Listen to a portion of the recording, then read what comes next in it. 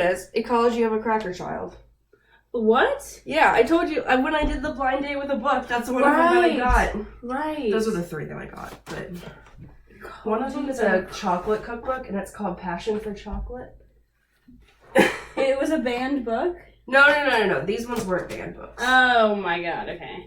I mean, Ecology of a Cracker Child might be, but... Yeah, is that cracker as in like... Well, she's from the South. Okay. So, I don't know. Do you know where the word cracker comes from? Yeah, it's like Yeah. Yeah. Cracking of a whip. God.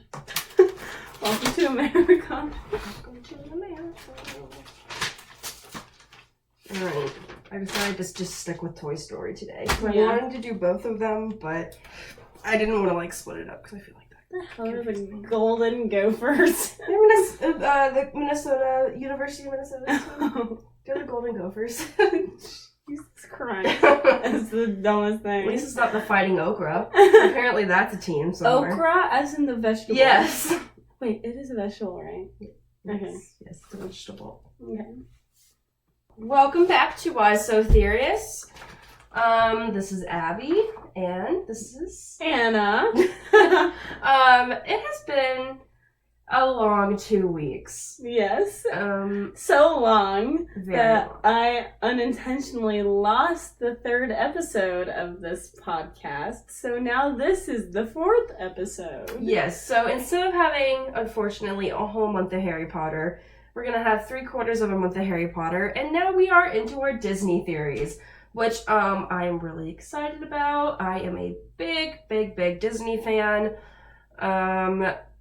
I mean, we are probably going to eventually go back to Harry Potter anyways, so don't worry if you feel like we've left some out.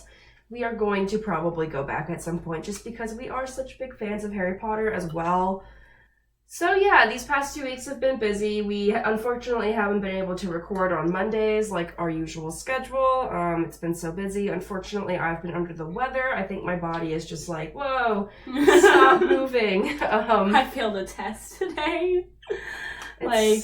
Not just oh, I got a 65. Oh, I got less than a 50 type of fail today. You know, college can be rough.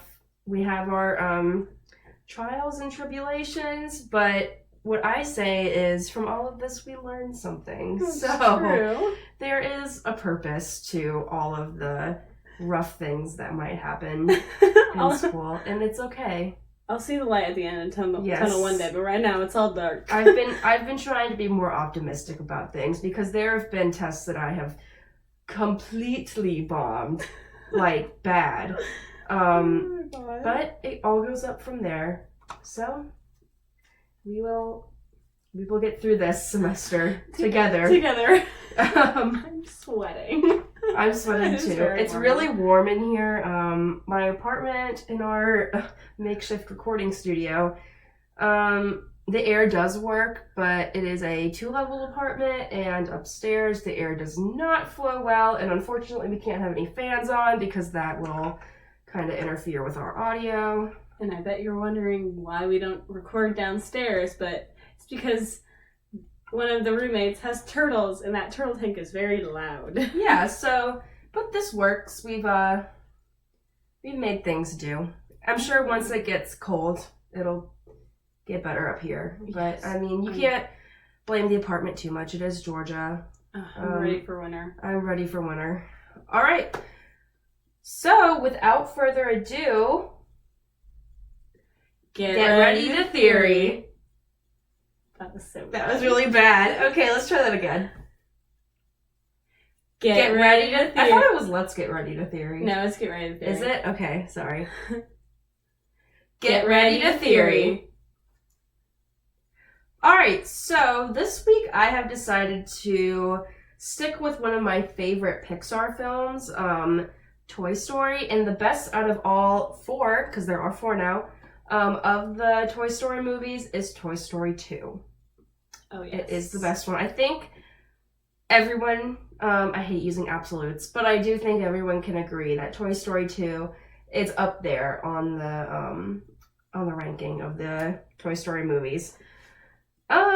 So, actually, I'm on my own one. The one that I am going to start off with is, do you remember the beloved toy Wheezy? The little penguin squeak toy with the broken squeaker? How he is so cute. And we all love Wheezy. Yes. Well, apparently he's a villain. Oh no. Yeah. I'm not ready. So I'm gonna just give you a little rundown of who Wheezy is in case you don't know. He was kind of one of the, I would say, minor characters in the Toy Story franchise, since he does only really make his appearance in Toy Story 2. Does he really? He might. I think so. Okay. I think he only really shows up in Toy Story 2. And I have some pictures to go along with this that I'm going to show Anna. You can find these pictures on MTV.com if you just search, was this character in Toy Story 2 secretly a villain in disguise? So I got these from 17, which redirected me to MTV. And MTV got this from a Reddit. Okay. So this all boils down to a theory that someone made on Reddit. Okay. So who is Wheezy? We know that he is the penguin from Toy Story 2. I've already mentioned that. Unfortunately, he is a squeak toy, and his poor little squeaker is broken. So when he talks, he sounds interesting. It's just like... It's kind of like a 12-year-old boy going to puberty. It is. So that's why his name is Wheezy. And there is a really sad shelf in Andy's room where his mom puts all of his broken toys. And Wheezy, that's his home up there. So when Woody finds him, because Woody does get broken in Toy Story 2, his arm rips. Yeah. Woody's mom puts him up on the shelf, and Woody finds Wheezy up there, and he's all covered in dust, and he coughs, and he's really sad. Yeah. So that is who Wheezy is. And everyone's wondering, how is he a villain? Well, in order to figure this out, we have to figure out, why could he be upset? Like, what could he be upset about? Do you have any guesses? Who broke his squeaker? That is a really good guess. The one that the Reddit article gives is Wheezy is jealous because he sees Andy playing with all of the perfectly operational toys, the ones that work well. Okay. Wheezy has been sitting up there for who knows how long, watching Andy play with these toys. And he just wants to be loved again. Kind of like if you've seen Toy Story 4, Gabby Gabby. Oh my gosh, yeah. Because Gabby Gabby's voice box is broken, and she is very jealous, and she wants to be played with. Yeah. It's kind of the same thing. And is a mafia queen. Yep. All right. So now we get to his secret evil plan of what he tries to accomplish as a villain. So we all know, or most of us know who has seen Toy Story 2, that there is a yard sale that happens at Andy's house. Andy's mom makes him find some toys to sell at the yard sale. And the prime suspects, you could say, for Andy to pick out with these toys is the ones up on the shelf, because they are broken, they're not used that much, Andy has forgotten about them. Well, at this time, Woody's arm has already been ripped, so he is up on the shelf. Everyone's worried that Woody's going to be taken, and Woody, being the hero that he is, the heroic cowboy, hides Wheezy from Andy's mom. Yeah. But in the process, Woody is the one to be taken and put in the yard sale box. So we could say that Wheezy is using Woody's heroic ways to his advantage. Yeah. He wanted Woody to get taken by Andy's mom, put in the yard sale box. So that was step one. Yeah. In his plan was to get he just wanted Woody out of the picture. Yeah. So after this unfortunate taking of Woody, all of the other toys try to rescue him and bring him back to Andy's room. One of the ways to do this, remember Buster the dog? Yeah. So I actually have a picture for this one. If my computer would cooperate. So here's the picture. Wheezy rides on the back of Buster by his collar, kind of as a seatbelt. Yeah. And if you can tell, Wheezy has his little flippers under the collar. Yeah. Now, if he wanted to really hold on well, he would put his flippers over the collar. And they point this out because as Buster is running towards the box to save Woody, Wheezy slips out. Okay. And then, yet again, Woody, being the heroic person that he is, saves Wheezy. And in the process, Woody falls and gets taken again. Okay. Not to Andy's room. So yeah, Wheezy slips, they're vulnerable again, or he is vulnerable again. So that was basically his plan, because after that, it gets into the whole Al's Toy Barn thing. Yeah. Oh my gosh. And then the bigger rescue mission to save Woody. So what do you think about it so far? I think it's interesting, because, I mean, classic villain manipulation. Because, was it... Okay, so who was the villain again in this one? It was, well, you could say Zurg. Zurg, for Buzz. And then there was Al from Al's Toy Barn. Okay. There was someone else, I believe they mentioned. Yeah, so... I'm trying to think of, like, how to... Stinky Pete as well. Okay, so there's 3 main... Yes. Because Stinky Pete comes along when we get introduced to Jesse. Yeah. Bullseye. Okay. Yeah. So there's 3 main villains, and then... Okay, yeah, I can see it. Because, I mean, this is classic, like, older sibling hates baby sibling. Older sibling puts baby in, or like takes away baby's toys to try and like make him cry, or something like that. Stuff like that. Yeah. So one of my things was to try and find, maybe just the way that Wheezy is made with the whole Buster collar thing. Maybe it's impossible for Wheezy to put his flippers over. Maybe the plastic is just made to where his flippers stay by his side. But if you see here in this picture, at the end, Wheezy does get his squeaker fixed by the I believe it's by the person who does fix Woody as well. Yeah. So Wheezy does get his squeaker fixed, and he sings "You've Got a Friend in Me," and all the toys are in the background as his like backup singers, as you will. And Wheezy has his flipper raised, so we do know that Wheezy can put his flippers over Buster's collar. So we do know that that was an option. Yeah. So like I said, this is actually kind of a funny point. It was a funny thing from the article. When Wheezy is singing this song, there's the little recorder, the little old-fashioned recorder toy. Like a karaoke machine. Yeah, and the guy goes, "Look at the fear in his eyes." Yeah. So he's looking at Wheezy like, get away from me. And, so, yeah, that's basically that theory. Basically, Wheezy was jealous, wanted to get rid of Woody, and then in the end, the reason why he sings this song, this person predicts on Reddit, is because he is either really, really guilty. Yeah.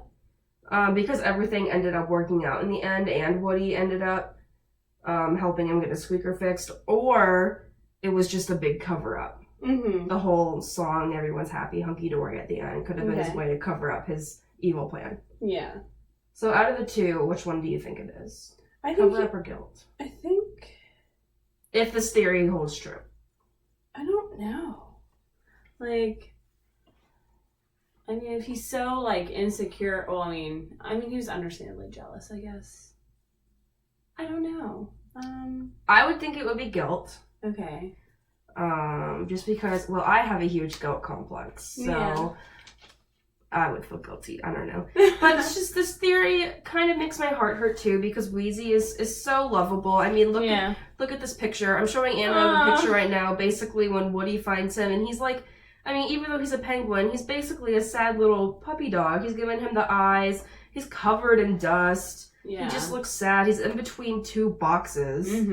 on the shelf. But yeah, I think this is a good theory. Yeah, it's really I do definitely think he probably had potential to be a villain. It's just they've already had the 3 villains. Yeah. They probably didn't think they should add in a 4th villain. Mm-hmm. But this is a good background for a villain, I do feel. Yeah, I like it. It's a good backstory for Did you see villain. the 4th? I did see the 4th one. I cried so much. Yeah, I did not cry. I do not cry during movies, unfortunately. I feel like a heartless person when I go watch movies because all of my friends will cry and I'm just sitting there like, that's sad. Like Anna, our friend Faith, and I, we went to go see Instant Family. I don't know if you guys seen that movie, but it's really good. And at the end, there's this really like feel-good scene that Warren's crying. Anna and Faith were like in tears, and I'm just like, oh, that's nice. So, yes, Toy Story 4 made me very sad. It was like a piece of my childhood was going away because they have confirmed that is the last one. Mm-hmm. Yeah, I was shocked that they even did 2 more. I was shocked that they did. You know, Toy Story 3, in my opinion, would have been the perfect way to end it. Yeah. Because Andy went off to college. But, you know, with Disney doing their live actions, getting the younger audience to enjoy the older films again, I can see maybe why they brought it back. Money, too. Toy Story's never going to be less popular. Toy Story product always sells whether there's a movie out or not. Mm-hmm. So I just think they figured, you know, while we're at it, we may as well make a movie, continue Bonnie's story. They did add in Forky, who I think was a hilarious character. Oh my gosh, yes. Trash. And then he just jumps to the trash can. I think he was hilarious. Yeah. But yeah. Okay. Sorry, we went on that little Toy Story 4 good. Tangent. I've talked about it all day. I love Toy Story so much. Yep. Yeah. Do you want to be bummed out or do you want to just have a cool one for now? Let's be bummed out first. Okay. All right. So, I already kind of gave Abby a heads up about like the title, I guess, of what I was doing. So we usually do talk about what we're doing in order to not overlap. Yeah. So my theory is about the movie Up. So this is a Pixar film / Disney film. Beautiful. So it turns 10 this year. It turns 10. Oh my god, now I'm gonna cry. It turns 10. I mean, if you've seen Up, you know that it just tugs at the heartstrings, and it is one of those movies that Pixar / Disney has done that really showcases their ability to tell a story through quickly and still break your heart. Yes. And so I really love this movie a lot, and the theory that I have is from Screen Rant, and it talks about actually the opening minutes of Up, what was that? Okay, so we just heard something that sounded like a missile. Yeah. But obviously it's not a missile because we're not exploded, but... That was so bizarre. Okay. Back to what we were doing. But this theory talks about the opening scenes of Up and how sad it was like for Carl to lose Ellie, and pretty much that the theory is Up itself is a movie showcasing Carl's journey to the afterlife. Okay, so he's dead. Yeah. Basically. Which makes me really sad. Does that mean everyone else is dead? I don't know. That's unfortunate. I know. Poor Russell. Oh, yeah, man. I know. But, yeah, so it's just saying that his balloons were kind of like his soul probably like floating up out of him, going to heaven. Yep. And that him making it to, where was he? Paradise Falls. Paradise Falls in South Africa. Oh, not South Africa, South America. Yeah. Oh my god. It's okay. I'm an American. Oh my. It's a long There day. we go. And pretty much that, yeah, pretty much that he died in his sleep the night before he was supposed to go to Shady Oaks. like that retirement home, which makes me so sad. That's really awful. Yeah, and that, I mean, I'd be happy to know that Carl died in his sleep and not like in a painful way. In a pain. Yeah, I'm happy about that. And that Kevin was his guardian angel. Kevin the bird. Which I think is just so funny. That's hilarious. And I don't know, I really like this theory. It's a really short theory, actually. Yeah. I think I've seen a little bit about this. They also talked about, did they talk about Doug at all? Doug. Let me see if they did talk about Doug. Because I remember like them saying that the reason why these dogs can talk is because he is in the afterlife. Yeah, that would make sense. Yeah. And then wouldn't Kevin be able to talk? Well, the reason the dogs could talk is because they had the voice boxes made for them. That's true. So that's scientific. Yeah, and then I do know that someone mentioned this theory to me, and they did say that Russell was dead. Oh. And that he was helping Carl get to heaven. So he was like his spirit guide. Yeah, I guess you could say that. That's adorable. And I love it, but I hate it. It was something like, you know how at the end when Russell gets the Ellie badge, the grape soda, you can't see his parents. Like, his parents aren't there. So that's also one thing that, like, makes them believe that he's dead. I mean, Russell also might have an unfortunate upbringing and not have a big representation by his parents, so you never know. Yeah, I actually forgot about the grape soda badge. Wait, did Carl... Yeah, Carl. Did Carl go back home and give him the badge? I think so, because Carl gave Russell the badge. Yeah, he did. At, like, this big Eagle wilderness explorer ceremony. Yeah. It was so cute. So, yeah, that theory is really sad. Oh, right. No, he did go back because he obviously, like, although he was happy with his house being at Paradise Falls, he went back because of the bad guy who, like, ended up being a liar / falsifying all that scientific research and stuff. Who was like his hero, which was like so sad. Unfortunate too. Which, okay, let me just say that was really weird for me because I was like, wait, his hero is still alive? Because he was like Russell's age when he saw that film. So I don't know if it was the same guy. I was always confused by that. Yeah. I don't know. That is an interesting theory, though. I do like it. I hear a lot. I don't like it in the sense that it makes me sad, but I like it. It's really well thought out. Yeah, mine was short. That is okay. This one's a little shorter as well. Okay. Alright, so like I said, this is going to be another Toy Story one, and it is also from Toy Story 2. Sweet.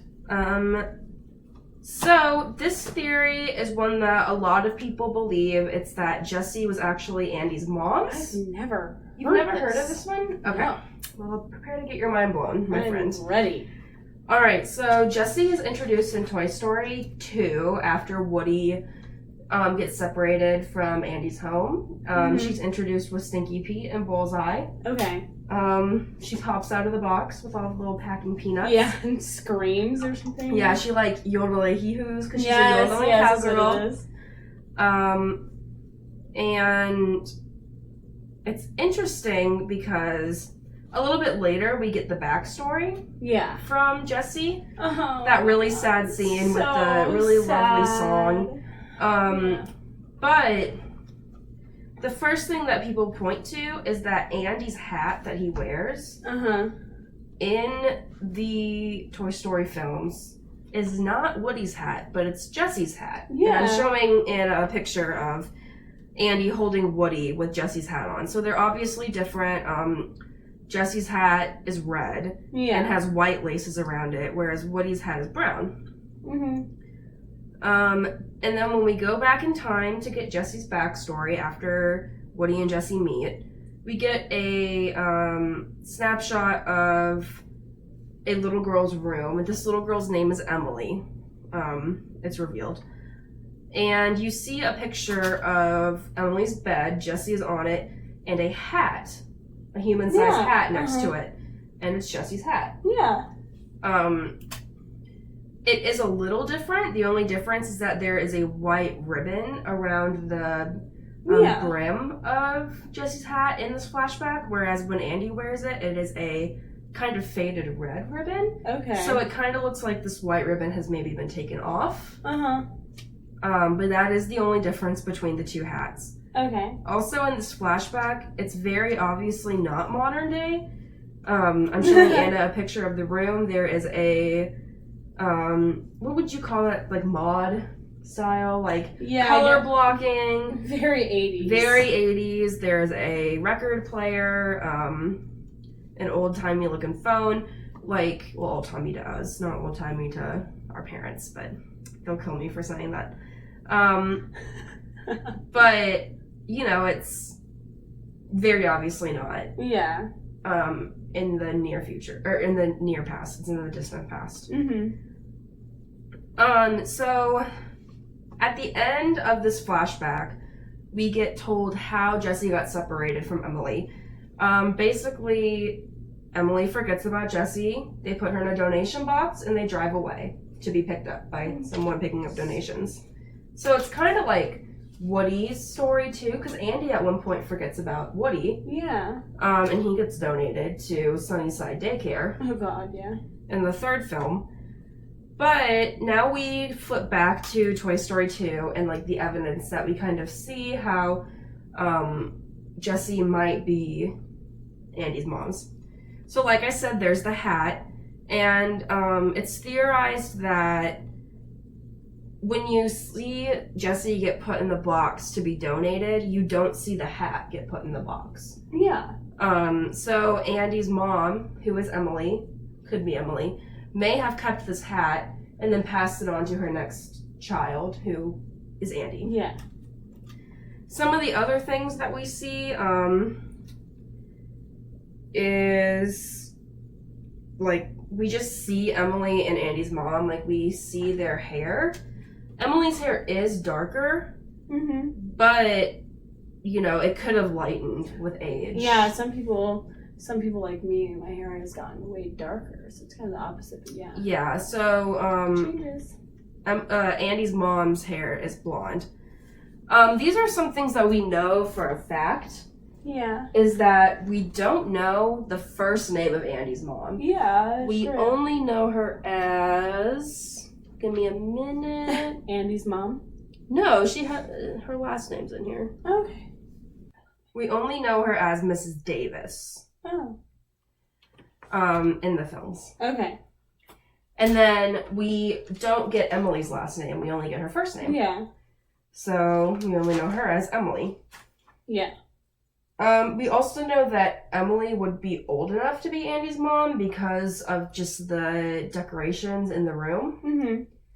And then we also know that Andy was going to give Woody away when he got older, just like Emily gave Jessie away when she got older, because they were both kind of forgotten about, just because kids get older and they forget about their toys. Yeah. So that's really all we know about that theory. That one was pretty short. The only, I believe it because I feel like they wouldn't have made as big of a deal about it. Why not just give Andy Woody's hat kind of thing? Yeah. So what do you think about it? Yeah, I think you're right. I think that makes perfect sense. Like, why would they give him the hat? Why would they even show that backstory? And I get why they would show the backstory, because we also need to know how Jessie ended up getting separated from her owner. And then it's also a way to connect Jessie and Woody. But I do think that this is perfectly plausible. Yeah, I think so as well. Because of Andy's hat. Yeah. Yeah, I never even noticed that before. I always just thought that he had a hat. Yeah. When I watched him, I just associated his hat with Woody's hat. Yeah, me they too. are completely different. Yeah. One's red and one's brown. I just thought it was a cowboy hat. He was like, ooh, I like this hat, and I'm wearing it because I like cowboys, so. Yeah, so that is that on that. This next one is probably one that a lot of people have kind of heard a bit about. So, this is the theory that Frozen Tangled, and The Little Mermaid, and I may add one more on top of that because I know about that one as well.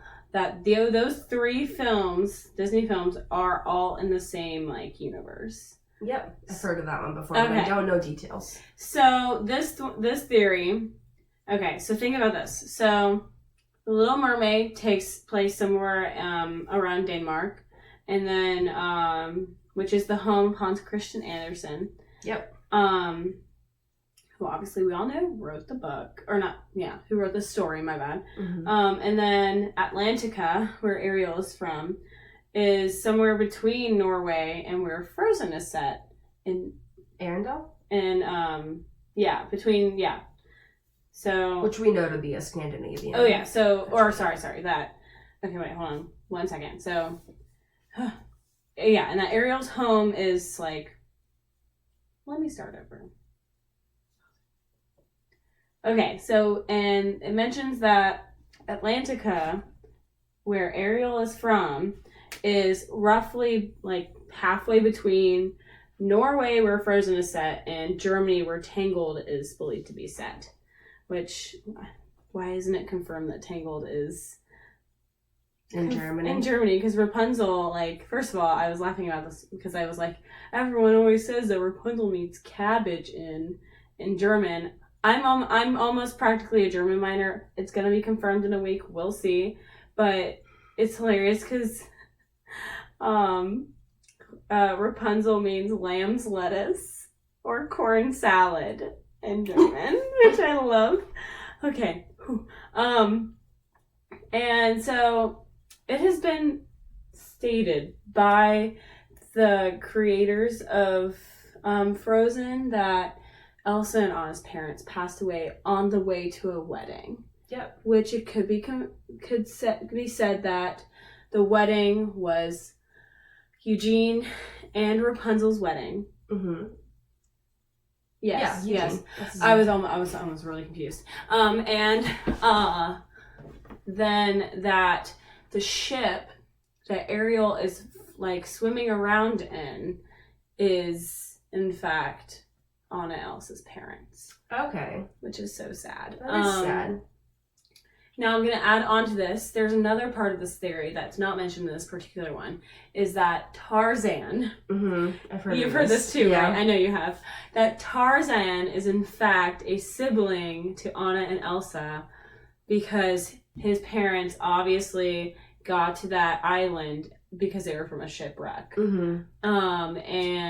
But they ended up dying, of course, because of the friggin' mountain lion or whatever it was. Mm-hmm.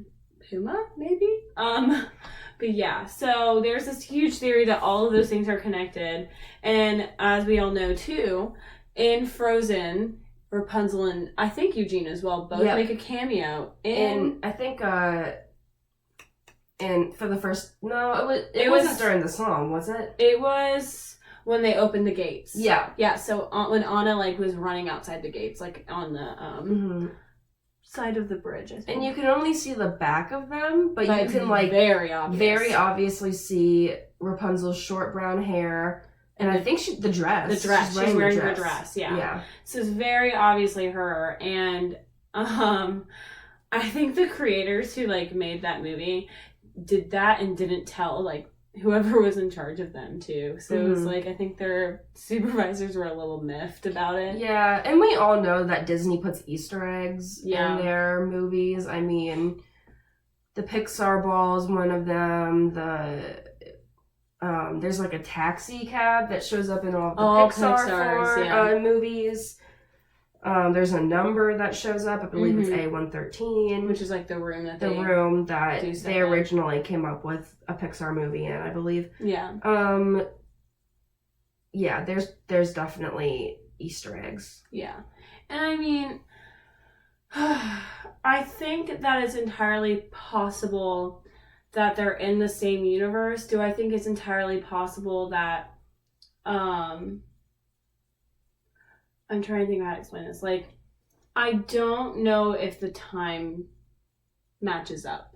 Because as somebody who's interested in history, yeah, like, I would have to say that okay, Jane Goodall is a real person. Yes. Who did work with, like, apes and other primates, who was alive in who was born probably, like, in the early 20th century, correct? You might want to check that for me. She's checking.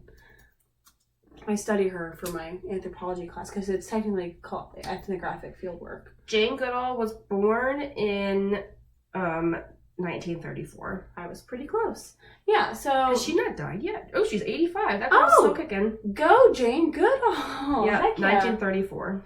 What a queen.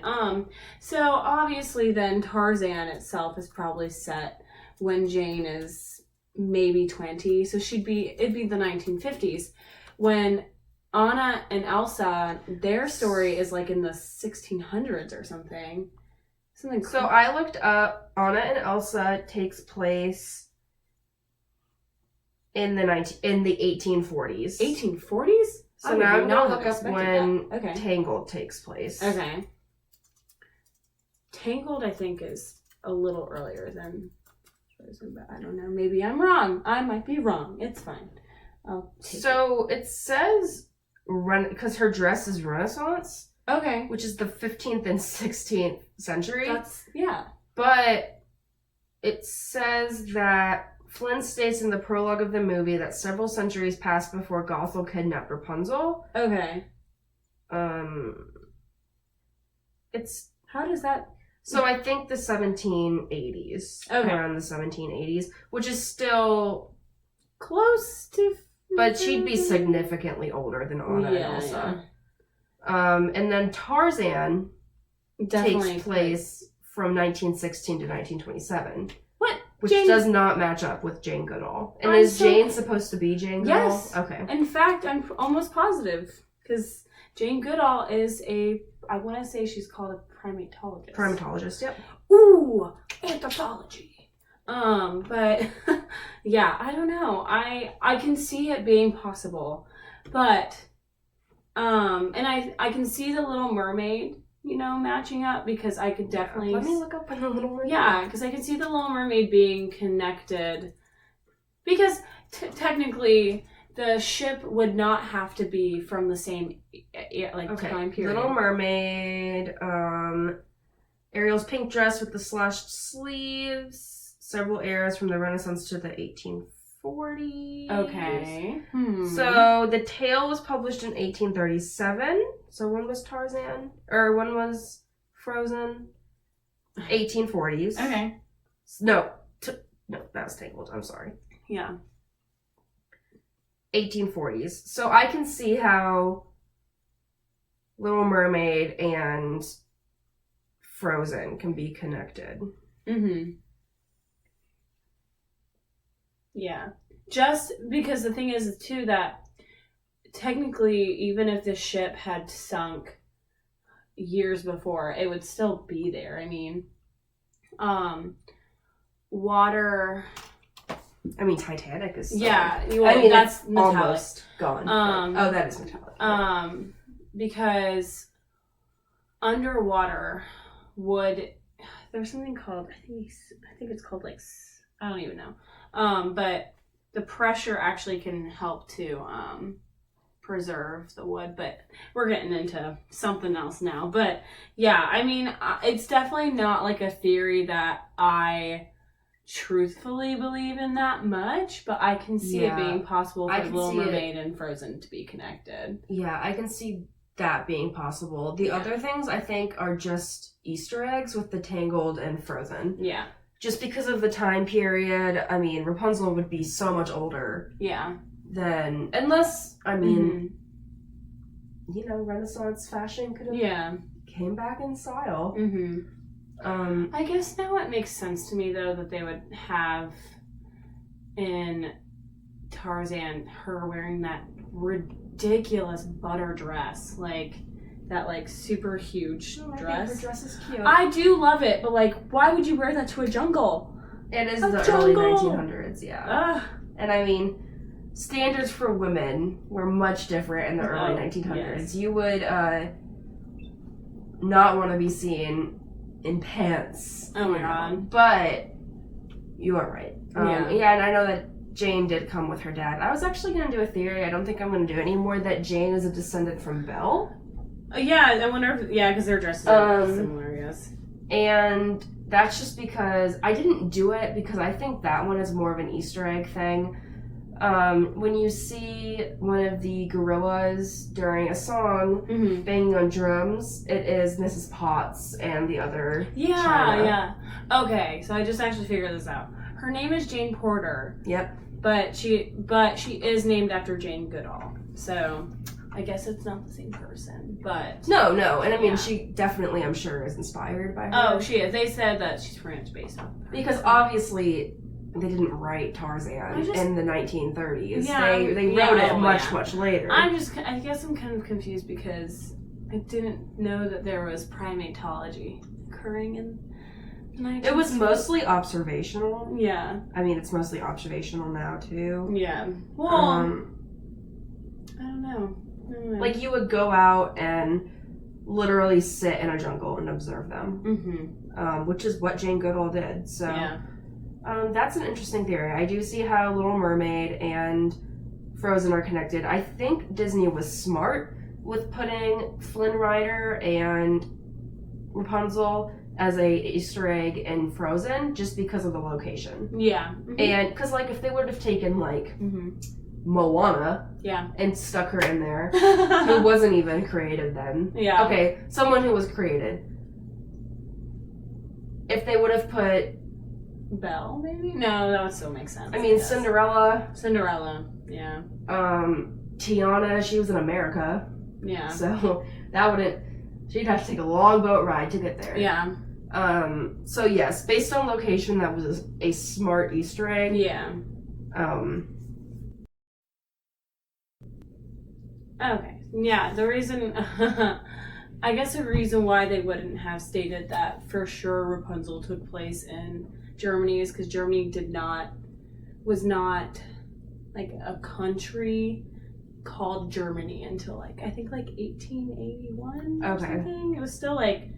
I don't know if it was still the Ottoman Empire, but I did a project on that, and I'm mad at myself. Well, didn't the Ottoman Empire not disband? No, I don't know if that's the right word. Until World War I, the end of it? Yeah. Well... But Germany was a thing. Germany was a thing. It was like, kind of like, I think like almost like a state within the empire. I don't know. But yeah, that makes sense. All right. So, that is all the theories that we have for this week. See what time we're at. Oh, not bad. Almost 50 minutes. So it will be edited down, luckily. Yeah. But we are really excited to bring some theories next week. I think there is one big theory that connects all of the Pixar movies. I think we should save that till the end, maybe, just because that is a big one. But there are way more theories where that came from, so I'm really excited to kind of take a deep dive into this.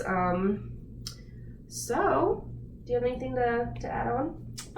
Probably just, if you're not on our Facebook page, get on our Facebook page. We're almost at 100. I think last time I checked, we were at 93 followers. We really want to hit 100 by the time we release our episodes, which will be like 4 weeks before this one, but so hopefully by now we will have at least 100 followers. We do have an Instagram. It is Why So Theory-ous, it is with no dash. It doesn't have a dash. I think it might be, is it the why.so.theory-ous or something? I actually don't remember. I'm gonna look.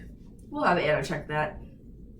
Instagram would not let us put a dash in, unfortunately. Yes, so why.so.theory-ous.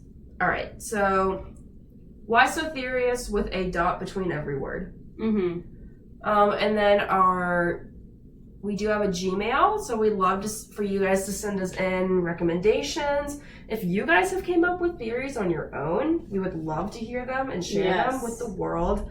Our Gmail is whysotheoryous@gmail.com. No dash, no punctuation, just the whysotheoryous@gmail.com. So Gmail, Instagram, Facebook, those are... Yeah. And if for any reason there's any issue with, like, emailing, you can always probably message us on Instagram. Yeah, you can DM us. Yeah, you can slide into our DMs. Yeah, we're okay with that. We will enter into your ears next week. Don't add that in there. That sounded so awkward. Oh my god. Okay. We will penetrate your ears next week. Oh no. My god. Okay. So until next week.